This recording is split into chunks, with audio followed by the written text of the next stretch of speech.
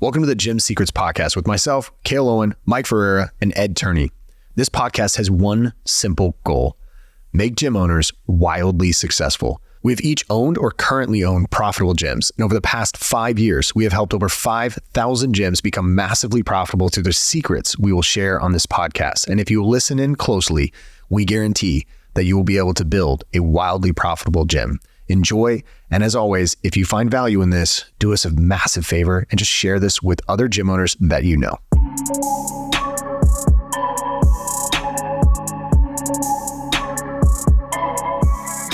All right, and we're back. Welcome to the Gym Secrets Podcast. My name is Cale Owen. I am here with Mike Ferreira and Ed Turney. Today we are talking about something that we see a lot of gym owners make the mistake of doing, and that I think all of us have probably made a similar mistake and learned from it in some way or fashion. And I think, Mike, we want to talk about this, kind of the fallacy of how a lot of gym owners think that their employees should be able to do everything. Yeah, I mean, I was thinking back to the different models that I ran, right, in terms of like the gym through the years. And I had a mentor that gave me now I see it as bad advice, but the advice at the time sounded great, which was what you want to be able to do is have everybody do everything so that you can hire and fire quickly. Right. And as like a green entrepreneur, like not really know, like it sounded great. So I can just kind of slide pieces in and out and anyone can kind of, take over someone's spot.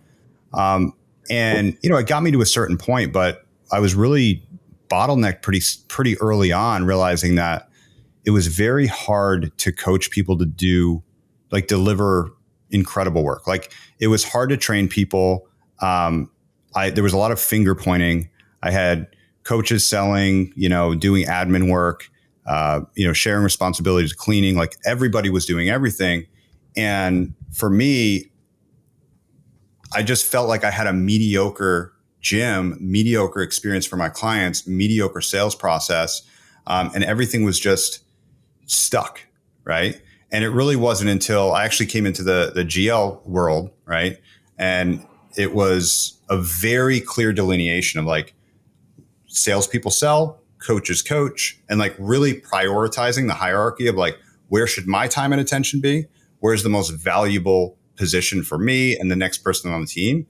And then being able to measure people's performance and train people to be exceptional within their role, right? It wasn't until I adopted that framework did we really break through to this, the $1 million run rate and everything like that. And so, again, at the time, I thought it was great, but quickly it just led to mediocrity, finger pointing, and just a lot of inefficiencies.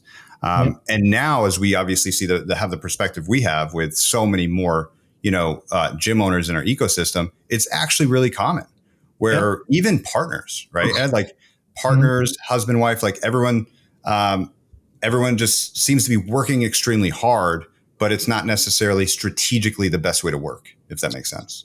Yeah, I think it's a classic example of we learn the wrong lesson through success. Yeah. So we became successful as gym owners because we learned all of the things. We had to do everything. We had to run the sessions, do the admin, do payroll, sell people, convert people, upsell. We had to learn everything. It took us years to do that. So we learned the wrong lesson. We're like, oh, let me just get someone just like me to do it. Yep. And the amount of gym owners that like hire the manager to be like their replacement to do everything, it never works out. And even if you find the unicorn, they're not going to be compensated to the level that they think they're worth because they're like, well, I do everything. I should open up my own gym. And then they steal your clients and they go open up their own gym. And then what do we see? We see the resentment, right?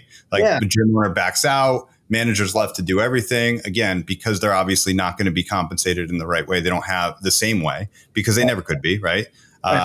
There's that resentment that builds. And so that's a really good point, is that it's how we came up, right? We did everything.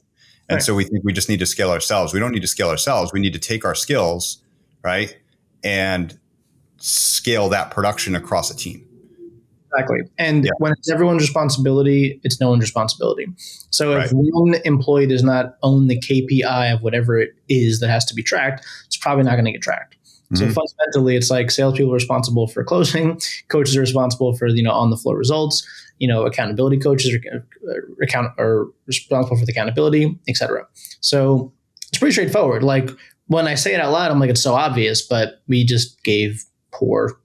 We were given poor directions in the beginning. So I just think learn the right lesson. Like if you do 5 different roles, how much bigger would your business be if you had 5 of you doing each individual role? Each individual, that's the key, is each individual to the best of their ability. They give all their bandwidth, right, to be exceptional at that one thing, right? Yeah. All right.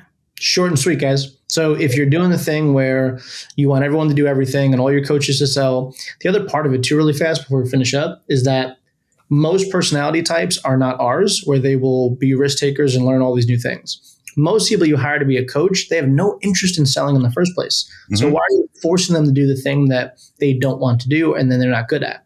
Like, you want to hire people that want to sell, that want to grow as salespeople, that want to become better closers. And humans will generally lean into the things they like the most, that they're naturally the best at. So if someone's naturally a good coach, make them a world-class coach. If someone's naturally a salesperson, make them a world-class salesperson. That's your job, to lead and grow the team in those specific departments. So don't try to fit the, round peg, square hole thing, because I did that for years. And it wasn't until I stopped doing that we became $1 million gym. Yeah. And don't be afraid to shift your model, right? I think a lot of times, you and I, even back in the day, like we're afraid to make the leap. We're afraid to make that jump, right? Even though you realize your constraint is the way that you're currently doing something. And so, just learn from others, right? Yep. And collapse timeframes and move faster. So cool. If there's a gym owner that's struggling with this, please share the episode. We would love you forever. And till next time. Appreciate you guys. Peace.